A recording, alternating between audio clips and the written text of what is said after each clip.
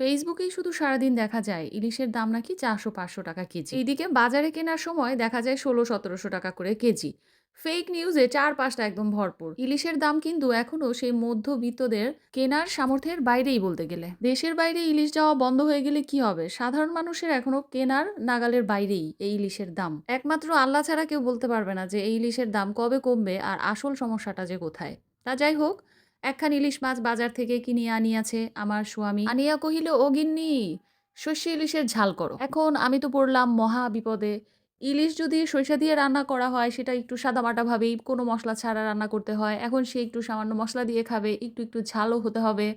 তো যাই হোক, এখন সবকিছু সংমিশ্রণেই আমাকে রেসিপিটা করতে হবে। তবে এটার টেস্ট আল্লাহর রহমতে যে এত ভালো ছিল। প্রথমেই কিন্তু আমি ওই যে সরিষার সাথে আদা, কাঁচামরিচ আর রসুন ওটা সব একসাথে বেটে নিছি। সরিষাটাকে একটু ভিজিয়ে রাখছিলাম কিছুক্ষণ, যেন বেটে নিতে সুবিধা হয়। ওই পেস্ট করার পর এখন ফ্রাই প্যানে সরিষার তেল দিয়ে, একটু বেশি পরিমাণ সরিষার তেল দিয়ে অনেকগুলো পেঁয়াজ কুচি দিয়ে দিছি। এরপর ওই যে বলল একটু ঝাল করে খাবে। তো এর মধ্যে সামান্য হলুদের গুঁড়া আর ধনিয়ার গুঁড়া দিয়ে দিছি।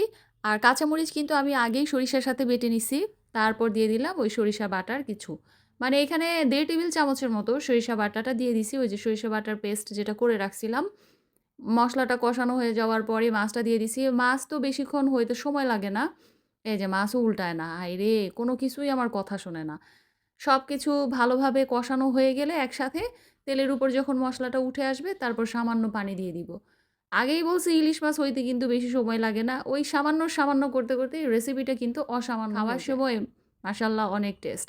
ইলিশ মাছ এমনই একটা মাছ যে যেভাবেই রান্না করা যায় এটা খেতে ভালোই লাগে। তবে কাঁটা বেশি তো এজন্য আমি তেমন একটা শুধু এই যে ঘ্রাণের জন্য আমার কাছে ভালো লাগে। তবে খেতে আমার কাছে কাঁটাযুক্ত মাছ কেমন যেন একটু কমই খাই আমি।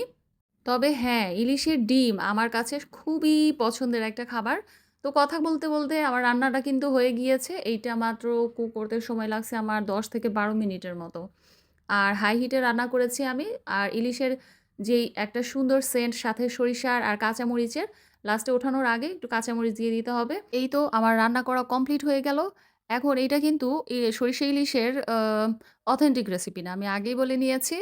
এইটা গৃহকর্তা যেভাবে খেতে চেয়েছে আমি তাকে সেভাবেই রান্না করে দিয়েছি।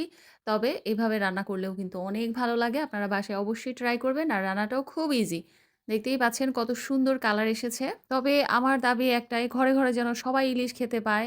ইলিশের দাম আরো কমে যাক। যেহেতু এটা আমাদের দেশীয় মাছ আর চাষ করতে হয় না, প্রাকৃতিকভাবেই হয়, তাহলে সাধারণ মানুষের ক্রয় ক্ষমতার ভেতরে থাকলেই